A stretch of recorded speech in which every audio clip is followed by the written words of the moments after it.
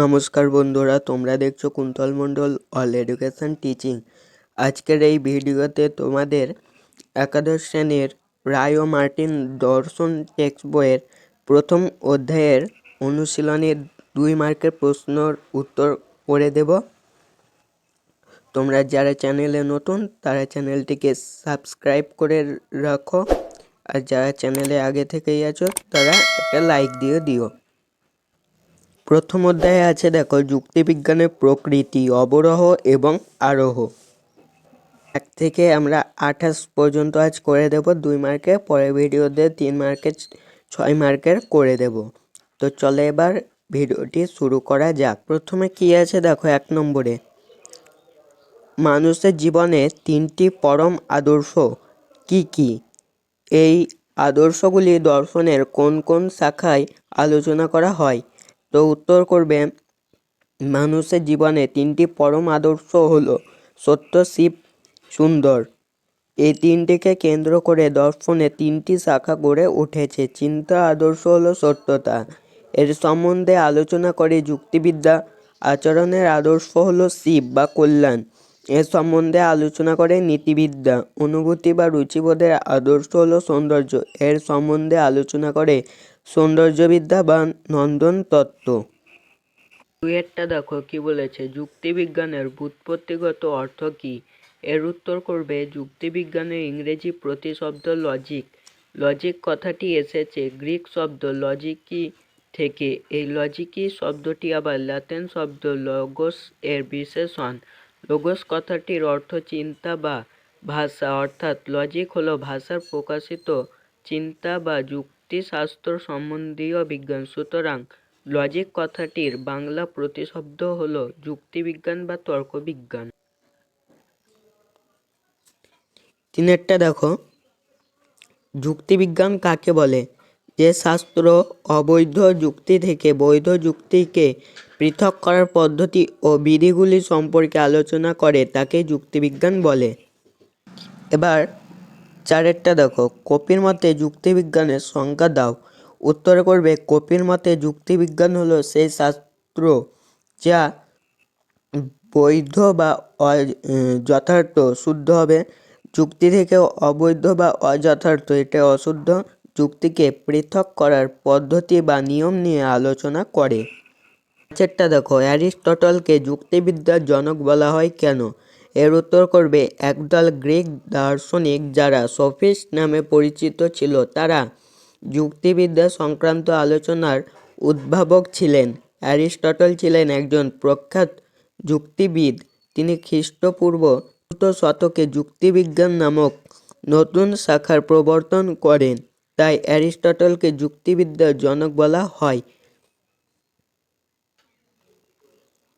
এবার 6 দেখো কি বলেছে, যুক্তিবিজ্ঞানের প্রতিপাদ্য বিষয় বা আলোচ্য বিষয় কি? এর উত্তর করবে, যুক্তিবিজ্ঞানের প্রতিপাদ্য বিষয় বা আলোচ্য বিষয় হলো যুক্তির প্রয়োগ।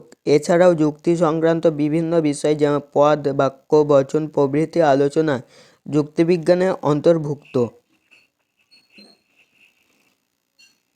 এবার 7 দেখো কি বলেছে, যুক্তিবিজ্ঞানের কাজ কি?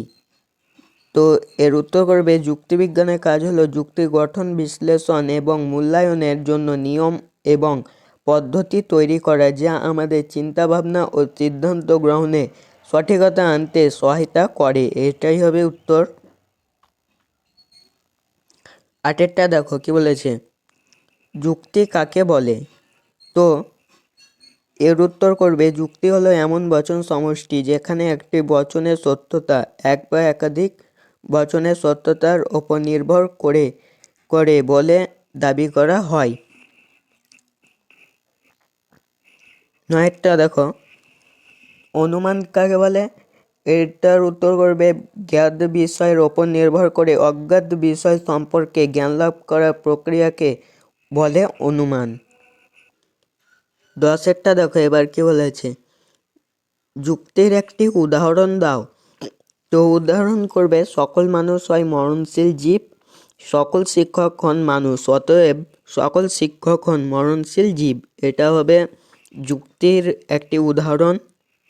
এবার 11 দেখো কি বলেছে, যুক্তির অবয়ব কাকে বলে? যুক্তির অবয়বগুলি কি কি? তো উত্তর করবে যেসব বচন দিয়ে যুক্তি গঠিত হয় তাদের বলে যুক্তির অবয়ব। যুক্তির অবয়বগুলি হলো হেতুবাক্য ও সিদ্ধান্ত। এটাই হবে উত্তর।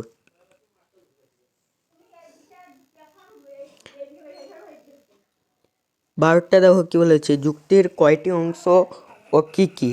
তো উত্তর করবে যুক্তির 2টি অংশ, হেতুবাক্য ও সিদ্ধান্ত। 13টা দেখো কি বলেছে, হেতুবাক্য বা যুক্তিবাক্য কাকে বলে? তো উত্তর করবে যে বচন বা বচন সমূহ সত্যতার ভিত্তিতে অন্য কোনো বচনের সত্যতা দাবি করা হয়, সেই বচন বা বচন সমূহকে বলা হয় হেতুবাক্য বা। 14টা দেখো, সিদ্ধান্ত বলতে কি বোঝো? তো উত্তর করবে যুক্তিতে যে বচনের সত্যতা দাবি করা হয় তাকে বলা হয় সিদ্ধান্ত।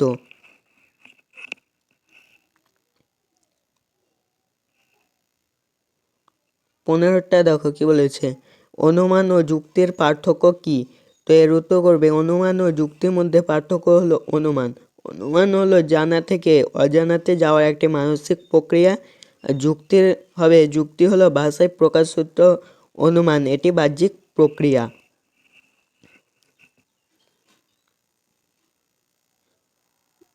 16টা দেখো কি বলেছে, অবরোহ যুক্তি বলতে কি বোঝো? উত্তর করবে যে যুক্তির হেতুবাক্য, আশ্রয় বাক্য এবং সিদ্ধান্তের এমন সম্বন্ধ থাকে যাতে সিদ্ধান্তটি হেতুবাক্যের সত্যতা থেকে অনিবার্যভাবে নিঃসৃত হয়, সেই যুক্তিকে বলা হয় অবরোহ যুক্তি।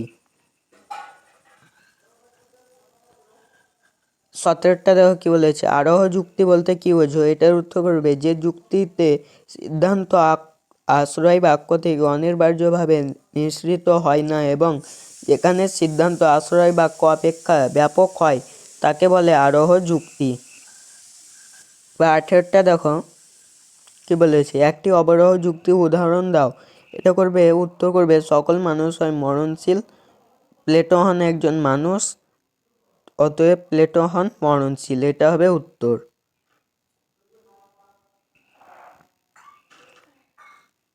19টা দেখো, আশ্রয় বাক্যের দিক থেকে অবরোহ যুক্তি কত প্রকার ও কি কি? এটার উত্তর করবে আশ্রয় বাক্যের দিক থেকে অবরোহ যুক্তি 2 প্রকারের। এক হবে অমাধ্যম অবরোহ যুক্তি ও 2 নম্বরে হবে মাধ্যম অবরোহ যুক্তি। 20টা দেখো, একটি অবরোহ যুক্তির উদাহরণ দাও। উত্তর করবে একটি আরোহ যুক্তির উদাহরণ। তা উত্তর করবে রাম হয় সৎ, শ্যাম হয় সৎ, যদু হয় সৎ, মধু হয় সৎ। তাহলে রাম, শ্যাম, যদু, মধু ইত্যাদি সকলেই মানুষ, অতএব সকল মানুষ হয় সৎ। এবার তোমরা 21টা দেখো কি বলেছে, যুক্তির আকার বলতে কি বোঝো? তো উত্তর করবে যুক্তির আকার বলতে বোঝায় তার গঠন বিন্যাস বা তার কাঠামোকে, অর্থাৎ যুক্তির বিষয়বস্তু যে আকারে বিন্যস্ত হয় তাকে বলে যুক্তির আকার। 22টা দেখো কি বলেছে, আকার সহ যুক্তির একটি উদাহরণ দাও। তো উত্তর করবে যুক্তি সকল মানুষ হয় মরণশীল, সকল কবি হয় মানুষ, অতএব সকল কবি হয় মরণশীল। আকারে করবে সকল এম হয় পি, সকল এস হয় এম, অতএব সকল এস হয় পি। এটা হবে উত্তর। 23টা দেখো কি বলেছে, যুক্তির উপাদান বলতে বোঝায় তো যুক্তির উপাদান বলতে বোঝায় তার আলোচ্য বিষয়, অর্থাৎ যে বিষয় নিয়ে যুক্তি আলোচনা করে সেই বিষয়। 24টা দেখো কি বলেছে, অবরোহ যুক্তিকে প্রধানত কয়টি শ্রেণীতে ভাগ করা যায় ও কি কি? এটার উত্তর হবে অবরোহ যুক্তিকে প্রধানত 2টি শ্রেণীতে ভাগ করা যায়। এক হবে বৈধ অবরোহ যুক্তি এবং 2 হবে অবৈধ অবরোহ যুক্তি। 25টা দেখো কি বলেছে, এমন একটি দৃষ্টান্ত দাও যেখানে যুক্তির আকার এক উপাদান ভিন্ন। তো উত্তর করবে সকল মানুষ হয় মরণশীল, সকল কবি হয় মানুষ, অতএব সকল কবি হয় মরণশীল। আর এইদিকে করবে সকল এম হয় পি, সকল এস হয় এম, অতএব সকল এস হয় পি। দেখা যাচ্ছে যুক্তিটির উপাদান ভিন্ন হলেও তার আকার এক। এটা হবে উত্তর। এবার 26 দেখো, নিরপেক্ষ বা অনপেক্ষ যুক্তি কাকে বলে? তো এর উত্তর করবে, যে অবরোহ যুক্তির হেতুবাক্য ও সিদ্ধান্ত সব অবয়বগুলি নিরপেক্ষ বচন তাকে নিরপেক্ষ বা অনপেক্ষ যুক্তি বলে।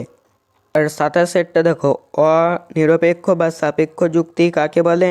যে অবরোহ যুক্তির অন্তত একটি অবয়ব সাপেক্ষ বচন তাকে বলে অনিরপেক্ষ বা সাপেক্ষ যুক্তি।